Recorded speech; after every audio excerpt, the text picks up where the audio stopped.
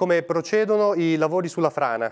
Sono partiti da qualche settimana, ma i lavoratori sul posto li ho visti oggi che hanno iniziato per poter mettere in sicurezza la parte necessaria per poter fare in modo che il sindaco, le istruzioni possano modificare e ridarci la possibilità di poter operare in tutto lo stabilimento.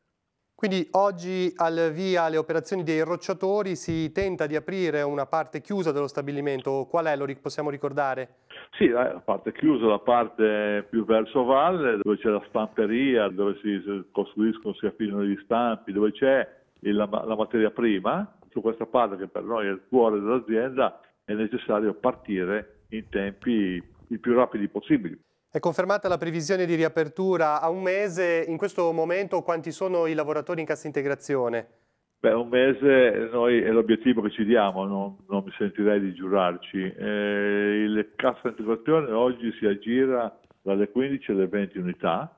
Dal punto di vista dei carichi di lavoro, in questo momento l'azienda quanto sta soffrendo e perdendo anche? Beh, i carichi di lavoro non sarebbero neanche male, ci sarebbe anche un discreto carico di lavoro, seppur non eccezionale. Ovviamente vi è difficoltà, ma l'azienda è in un gruppo e quindi ovviamente riesce comunque a soddisfare, seppur parzialmente, i clienti, e credo che lo faccia con la serietà che l'ha sempre contraddistinta. Ecco. Avete chiesto aiuto alle istituzioni? In questo momento com'è la situazione?